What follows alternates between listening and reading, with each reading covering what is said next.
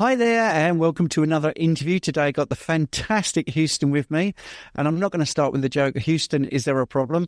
I'm going to talk to her the same I talk to everybody, and that is, hey Houston, why did you become carnivore? Oh, I love that, Stephen. And actually, Houston, we have the solution. We found the solution, actually. Okay, so I'm actually on day 45 today of my carnivore journey.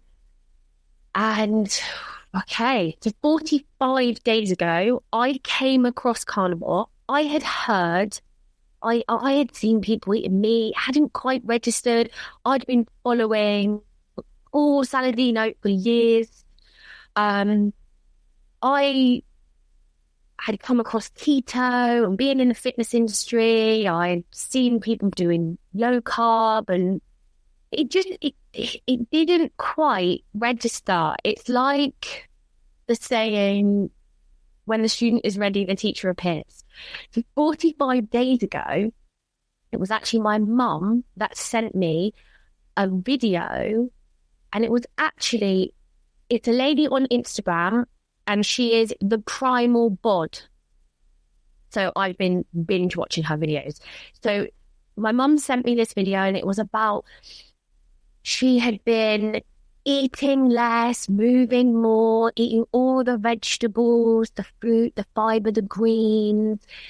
She was gaining weight. She was having cellulite all over her legs.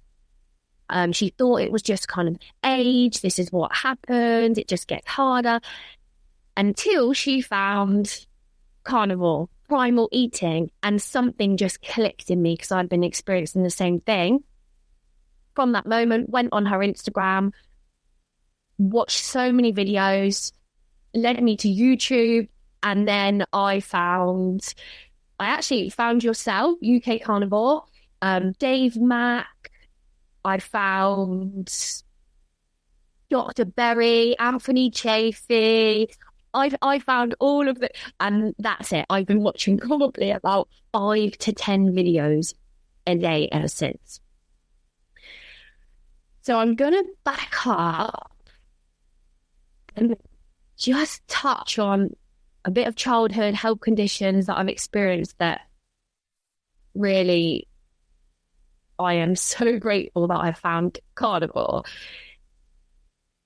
I actually believe that I began my food addiction, sugar addiction, self-soothing, binge eating from a very, very, very young age. I was a premature baby, 6 weeks early, put in an incubator, taken away from my mum. I believe I actually learned to self-soothe with food from that moment. I don't actually remember that, but I remember being a very young child and feeling joy, like really elated pleasure when I was eating. I actually had a pretty traumatic childhood, and for my childhood, I felt very lonely, sad, unsafe, full of anxiety.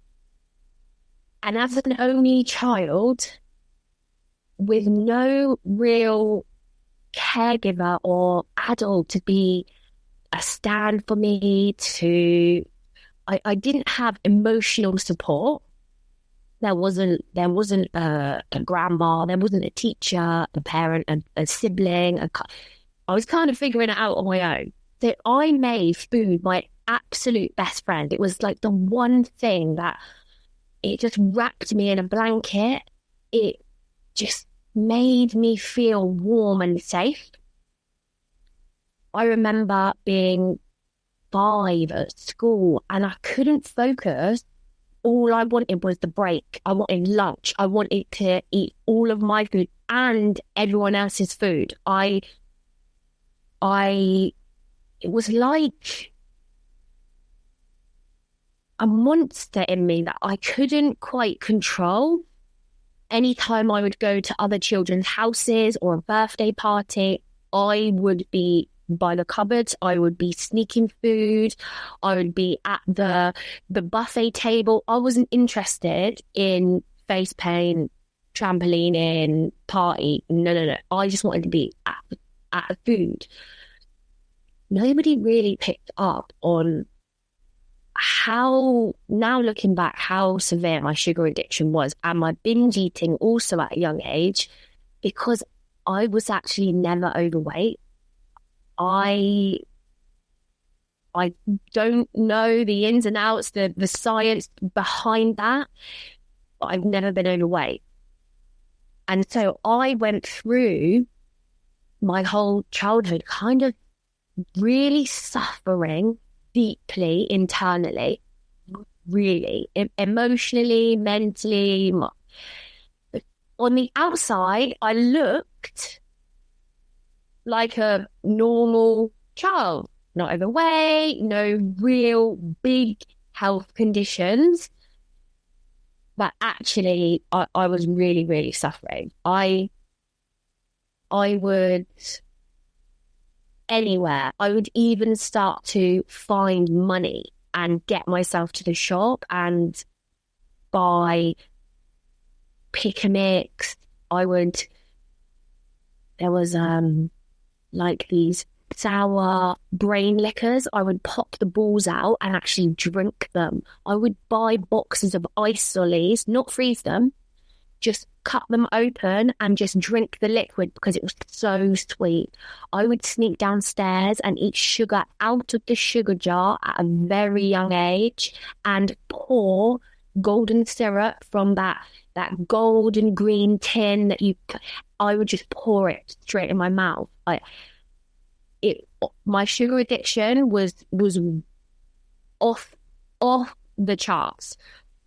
As a child, I had lots of tonsillitis, lots of antibiotics, chest infections, ear infections. I had cold sores all the time. Now I understand, looking back, I really didn't understand how to regulate myself, and I was in fight or flight. I've been in fight or flight most of my life. I was a very anxious, scared, and unwell child, but it wasn't really, no, there was just always something underlying. I began to get UTIs at 10 years old. I would have antibiotics that would actually then cause me to get thrush. So I would have UTIs, I would have thrush, I would have tonsils, I'd have more antibiotics. My gut was being destroyed. I would just load up with sugar. I was kind of really able to do whatever I wanted. I wasn't really in the environment that it was kind of routine, dinner and connections. That I started drinking alcohol at 12. I was a bit of a wild teenager. I remember when I was 17 years old, I passed my driving test. I would go to Poundland and I would load up my boot with wheat crunchies, knickknacks, all of the crisp, the Doritos, packets of Snickers, Twixes, double deckers, bags of Skittles, wine gums. My glove box would be packed with bars of dairy milk. You couldn't fit another bar in there. It would be stacked, and it made me feel safe. So as a child, I would have snacks next to my bed. I would fill up drawers in my school book bag. Even really young, 8, I would have sweets in my book bag. Nobody really paid much attention. I was kind of, I know this is passed around a lot, so I'd stay at different people's houses. People, adults, give us some sweets, give us some sweets. I was dropped off here. These people were looking after me. These people looked at, so nobody really was really.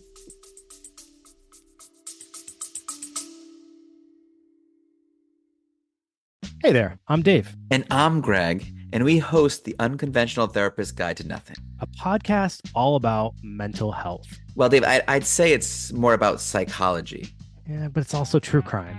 It's kind of about societal phenomenon and odd historical figures. And cults. Sometimes it's spooky, though. How about this? This is the Unconventional Therapist Guide to Nothing. So whether you're looking to work on your mental health, learn about history and society, or just have a few laughs, check us out.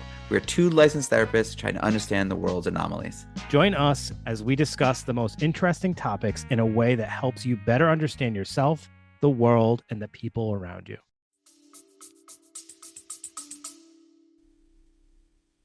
Getting to know what was going on because I was always with different people. It just got worse as a teenager.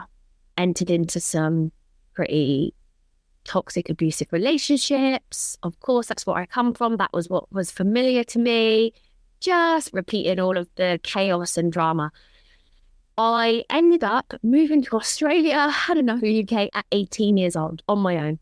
Packed my bags. I was like, I'm off. Get me to somewhere that is as far as I can possibly go because something's got to change. Took myself over to Australia. Had no idea how long I was going to be there. I actually ended up being there 7 years. So, of course, we try and fix things internally with external things. I thought, moving across the world, things are going to change. Like, no. Still the same Houston, still a lot of trauma and things that I wasn't dealing with. Went to Australia, same binge eating, sugar, entered into some relationships that weren't healthy. Repeated the cycles. I started to go to homeopaths, naturopaths. I actually started to go to therapy. I just felt really disconnected with my body. I started to really feel quite sad and low, depressed. The binge eating was actually getting worse. I would go and buy carrier bags full with sweets and chocolate and just get into bed thinking, oh, this is going to give me comfort. This is going to bring me joy. Like, I'm so excited. I was kind of like plan the binges. And then it would all be gone very quickly, like everything in 20 minutes under, and I mean a lot of food. And then the guilt hit and the shame hit. And I'm not going to do that tomorrow. I'm not going to do that. And it repeats. I remember crying. I remember going to hypnotherapy. Didn't do anything. I remember just searching for help. I found books, Sleep Poison, I Quit Sugar. I've read Wheat Belly, Grain Brain, and lots of different things. I'm always interested in health and nutrition. I read them, but I just couldn't get a hold. I guess addiction is a powerful thing. And I felt absolutely powerless over food, especially over sugar. It's like something was controlling me. I would be walking to the shop telling myself, you're not going in, you're not going in, you're not going to go in, you're just going for a walk.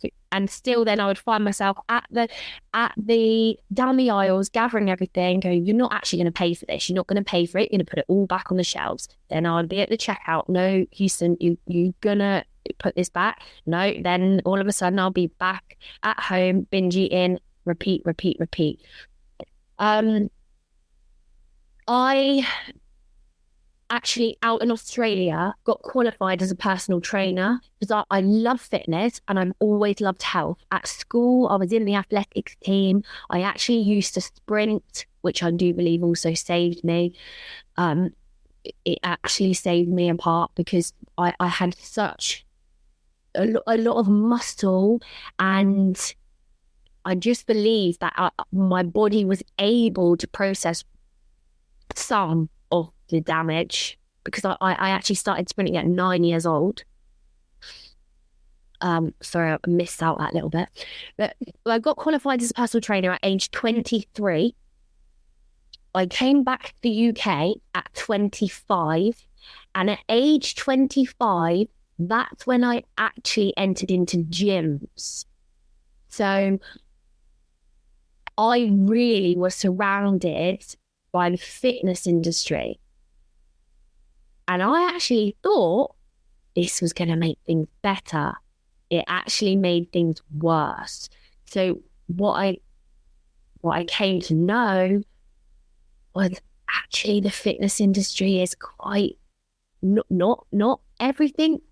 However, my experience is quite toxic, and there's a lot of body dysmorphia, disordered eating in a lot of different ways. The macros, the counting calories. I'd never counted calories. I had never, this wasn't something I was used to. I didn't really grow up getting on the scales and all of those types of things. So this was a whole new environment for me, which actually made things so much worse.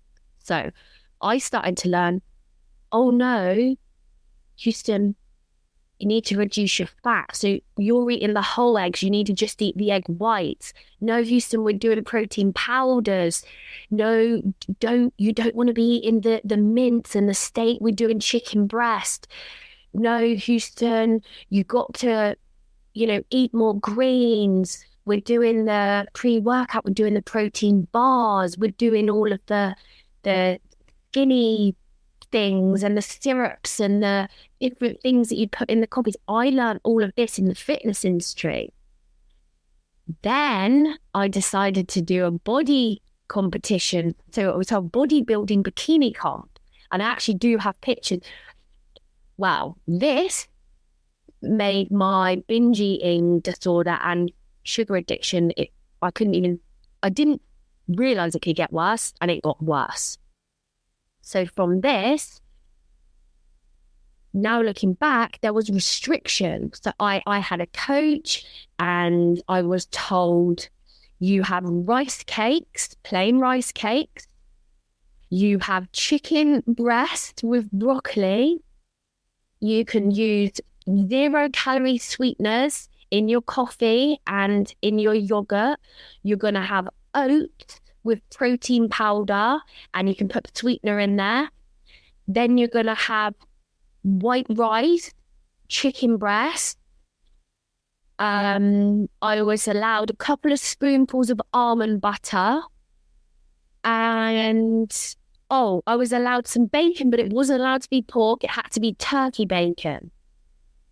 I was like, right, okay, got it. Wow. I had no idea, but I was feeling so hungry. My sugar cravings were through the roof. Yes, my body started to really, I had an 8-pack at one point, and my body fat percentage was decreasing. And aesthetically, to look at me, people assumed, wow, she looks so fit, she looks so healthy. My mental health was not good. Brain fog was through the roof. I felt unstable in my mind. I was cold all the time. My sleep was shot. I was angry. I felt irritable. I felt frustrated. I felt confused. I would cry every day. It actually felt like torture. But what I didn't actually say is, I didn't tell my coach this, but every weekend I was able to stick with it for the 5 days, and I would force myself, and then every weekend I would binge. I don't know how, because I don't know the science behind my body and how it's worked, but I actually still looked amazing, and I would binge every weekend without my coach knowing. And the binge would be I would have ice cream, Oreos, Twixes, Mars bars. I would eat Biscoff spread, the whole jar. I would Haribo. I would go to Wilkinson's and buy 2 kilos of pick and mix and eat the whole thing. Yes, I would balloon. The inflation, my eyes would feel like slits. My whole face would swell. I was so uncomfortable. By about 3 or 4 days, it would all, the water and the retention would go down, and I'll be able to check in with my coach again and send pictures and still kind of like look great. I did this for about 16 weeks. I also finished the prep, did the competition, and that is when it just, I didn't even have the 5 days of the structure, diet plan. It just went wild. I couldn't control myself. I was waking up at night, eating buttons, dairy milk, Galaxy, the headaches, migraines. It was abuse. I couldn't stop. I felt like I had no control over it. It spiraled. It just got worse and worse and worse, really.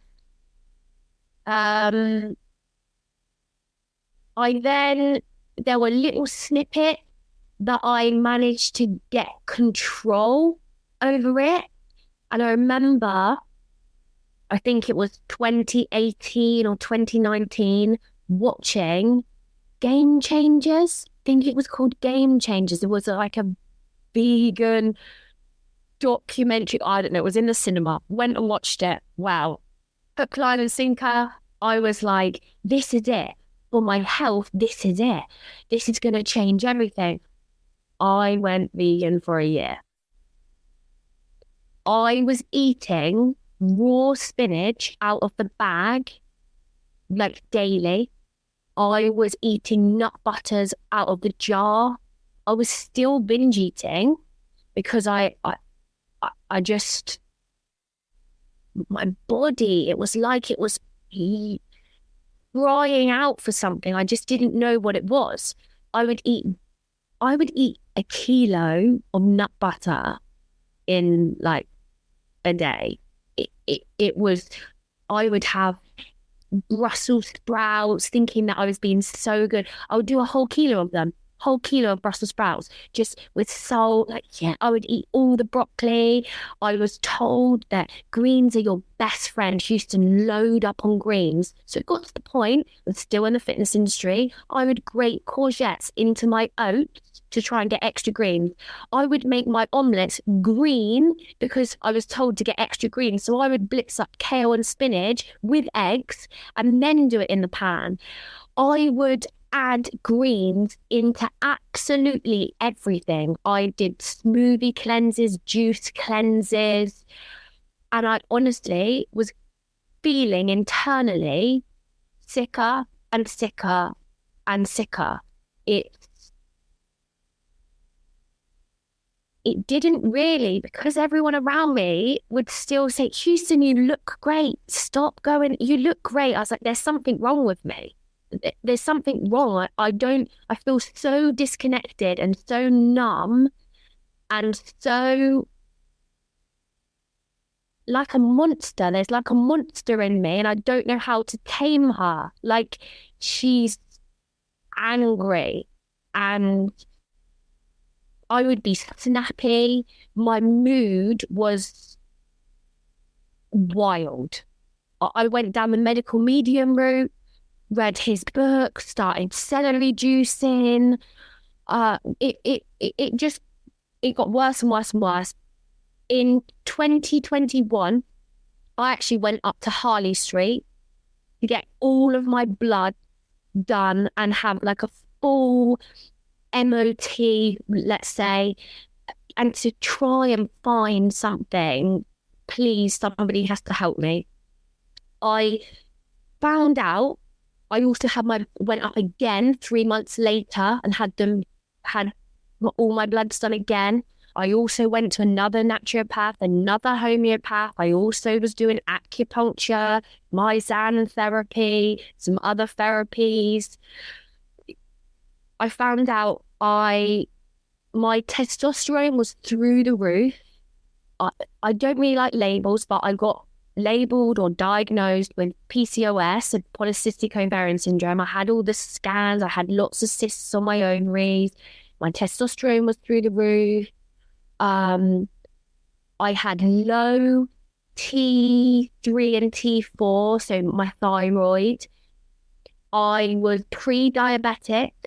My fasting blood sugar or glucose was 6.3. I also had hypoglycemia, so I would shake. I didn't know what any of this was. I was like, all I know is I do not feel well. No matter what you see on the outside, I am not a well human being right now. Now I know it's obviously all of the sugar, and my body was just I've just been on a roller coaster of insulin spikes or my whole entire life.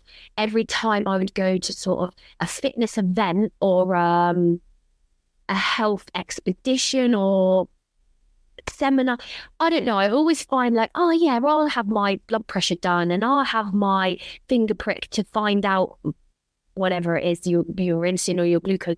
And every time there would be like, get the jelly beans, sit down, are you okay? Now I understand. So I was having like low, I was like, I'm fine.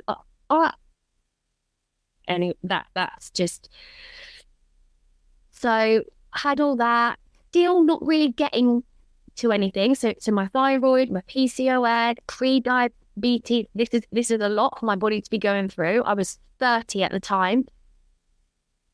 But still, no one's really doing anything. Like the doctor, she said to me, well, so do you want to get pregnant right now? No. Okay, so we don't really need to worry about the PCOS until you want to get pregnant. Right, okay. One doctor said to me, we'll put you on some thyroid medication, but I just intuitively was, no, I'm not. I'm going to figure it out somehow. I don't know how, but I am going to figure this out. So it's been a wild ride from then. 2022, I thought, this is like, what is this human experience? Surely there is more to this. I need to go away. I packed my bag in 2022 and took myself on a 10-month solo trip. I was like, there's more healing. There's something more. I ended up in Costa Rica. I sat with shamans. I did plant medicine. I did breath work. I did cold water therapy. I drank cacao. I chanted. I danced in the rain. I'm like, somebody's got to help me. I'm not well. Went on this journey. Came back 2023, so last year, and still my body that really had started to, my muscle felt like, I can only explain it, like I would look and it felt like it was dissolving. I was like, something's happened. My tone was disappearing. Tone that I'd had my whole life. The cellulite started to appear on my arms and down the fronts of my legs. My face was just puffing up. The exercise that I would do and the weightlifting, the sprinting wasn't doing anything. Like I would bounce back into shape if ever I kind of felt a little bit fluffy. this wasn't happening anymore. My hair was all falling out. Acne was all coming on my face. My nails were brittle. There was ridges. I would sleep. I could sleep for 15 hours more and wake up feeling like I hadn't slept. My head would just spin. It's like I wasn't really here. I was looking at people, listening to people, but not really seeing or hearing anything. It's like I was in a washing machine. And then let's fast forward to 2024, 45 days ago, my mum sent me this, the primal body, this thing and something, hallelujah, angels, God, the universe, something higher than me, finally was like, Houston has surely been through enough. Like, this is 3 decades of like quite a lot. And for the last 45 days, oh my goodness, I actually feel emotional because, don't get me wrong, that it's a journey. I'm only 45 days in. However, there is so much light. I can finally, in my whole entire life, this is the first time that I can see light at the end of the tunnel, that my body, that I've experienced clarity, that I've experienced feeling more grounded, feeling more connected to my body, feeling more at ease in my body than I ever have, feeling calmer. I feel actually in these last 45 days, another thing that I actually didn't mention, I've always from birth suffered with constipation quite severely. I believe that was just, that was my makeup. That was how I was born or how my body is, because I don't know another way. I had been to doctors and they had told me, eat more roughage. Yeah, I was doing that. They told me to eat more fiber, to have more greens. I was told to drink prune juice. I was soaking dates. I was told to soak flaxseed. They even gave me these sachets. I believe them very, very strong. They were like orange flavor, because I had a client that was a nurse and she said, Houston, we give these to our very, very elderly clients when they really can't go to the toilet and they are so strong. They didn't do anything to me, nothing. So I'd been doing all of these things and nothing was working. So I thought, well, I'm eating all the fiber, I'm eating roughage, I'm drinking prune juice, I'm soaking dates, I'm having warmed oatmeal and soaked flax seeds, and I'm having these things. It's just who I am. It's just my body. Until Carnivore, it's the first time in my whole entire life, and I'm not saying every single time, but this is the first time in my entire life that I've experienced being able to go to the toilet like a normal human being. I used to pray about this. I used to pray, please, because it actually impacts my whole life. It makes me feel very uncomfortable in many situations. Even with friends, in a relationship, in going on holiday, just everything. It impacts everything. And it's like, wow, I didn't know what that felt like. No, that's just huge to me. This is the first time in my whole entire life I've done 45 days without sugar. First time in my whole life. I haven't even ever done a few days. Never.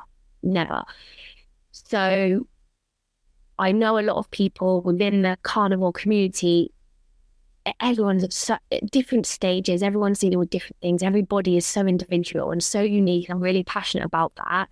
Not one size fits all.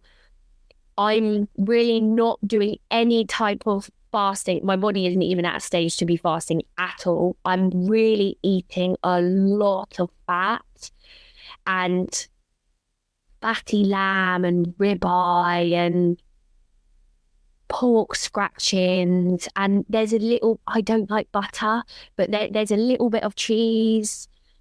I actually am, I know it's not carnivore, but I actually use MCT oil in my coffee because I really don't like butter.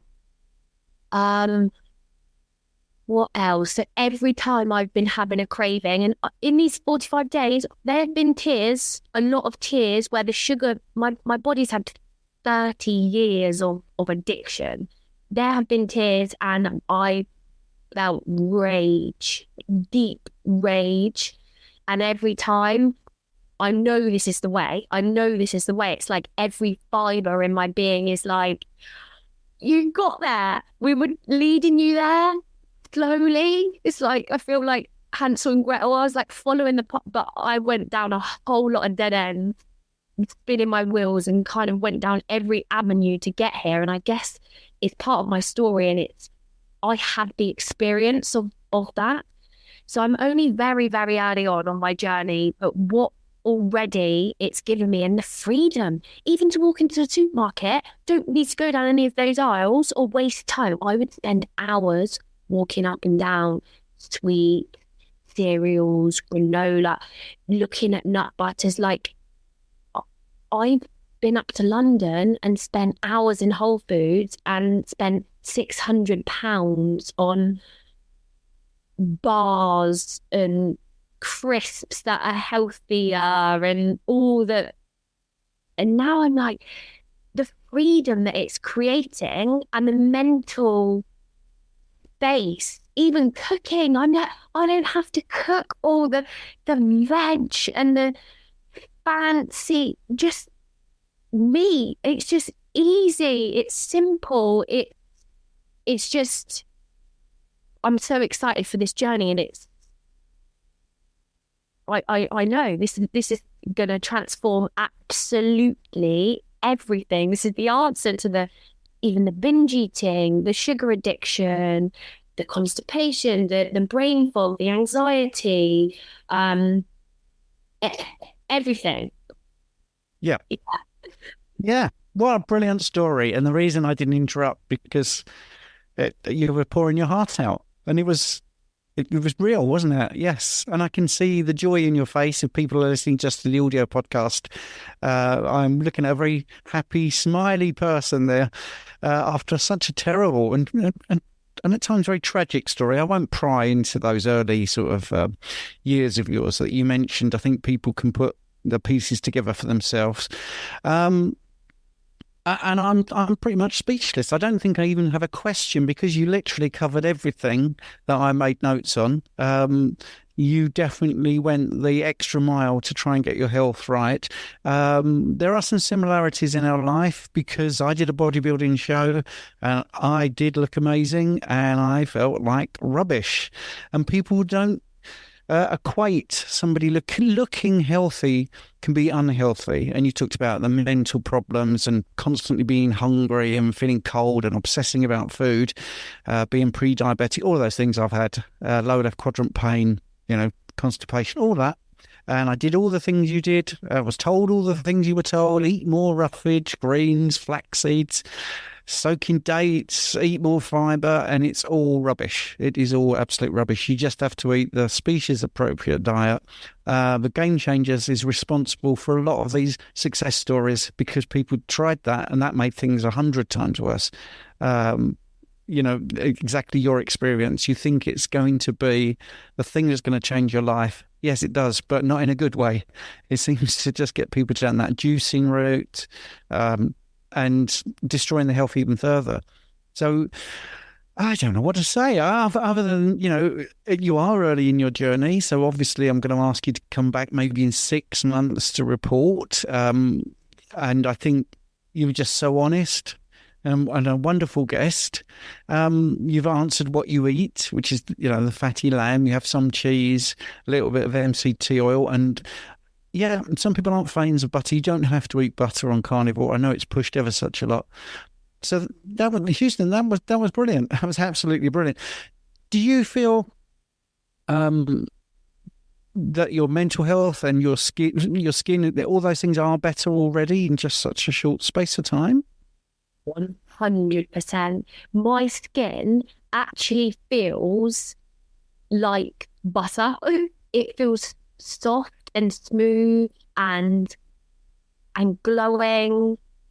I just feel, you know what? I'm a bit emotional again, because it's like on the outside I would smile and be dealing with so much, but it's like there was no spark in me. It's like my engine was dead, like nothing kind of brought me joy. I was numb inside, and now it's like, wow, I feel life. I feel I'm coming back to life, and that is just such a beautiful thing. Like, for a human being, I'm here to experience life, and it was passing me by because I was just so numb and disconnected and disassociated. And yeah, I'm so grateful, and I would love to come back on in 6 months. And I know that it's just, powerful. I'm so grateful. Found Carnivore. Yes. Oh, well, that's a brilliant way to end. So I'm going to raise my mug to you, and my Carnivore experience mug there, because it is an experience. It's a way of life. It's not a diet, and you have proven that it's not a weight loss diet. It's a health diet. It's a way of living that's going to get your health back. So, Houston, all your links will be in the description. People want to follow your journey. If you had somebody contact you, I'm going to ask you to just finish with this one question. And they said, I'm on the fence about carnivore. I'm not sure whether I want to dive in. It's so weird, or just eating meat. Do you really think I should try it? What would you say to them? Oh my goodness. I would say 100%. As I said, every single human being, every individual is very unique. There is no comparison between us. We're all so different. So please, meet yourself where you're at, start where you are, and listen to yourself, listen to your body. I do really encourage everyone to give it a go, give it a try. What have you got to lose? And I really would commit to, I know I'm only day 45, but I would really commit to at least 90 days. I know I have heard people say 30, but I'm day 45, and I really don't believe that I'm fat adapted or in any way got the real benefit yet. Even I wake up a lot in the night at the moment because I really believe my body is like looking for the carbs and sugar. It's going to take time. It's going to take time. Things that we do for decades, it's not just going to be fixed overnight. Really give yourself patience and grace, and all you can do, the proof is in the pudding. Just give it a go. Just try, and progress over perfection. We want to be perfect, and oh my goodness, but I had a bite of this. Honestly, just slow and steady. Start to make a few changes, and like you say, it's a lifestyle. It's a marathon, not a sprint. It's a journey. Enjoy the journey, and trust the process. I know that it can change your life if you let it. Thank you so much for listening to my podcast. I hope you enjoyed it. Your support means the absolute world to me. And if you're enjoying this show, I've got a small favour to ask you. I'd be incredibly grateful if you would consider becoming a supporter and make a small monthly donation. Your contribution will really help to improve the show. I'll be able to improve the software, maybe put a few more episodes out, and do many things that I'm hoping to do in the future. Do them a lot quicker. So, it's a small monthly contribution. You can cancel at any time, and the link is in the show notes. Thanks very much for listening.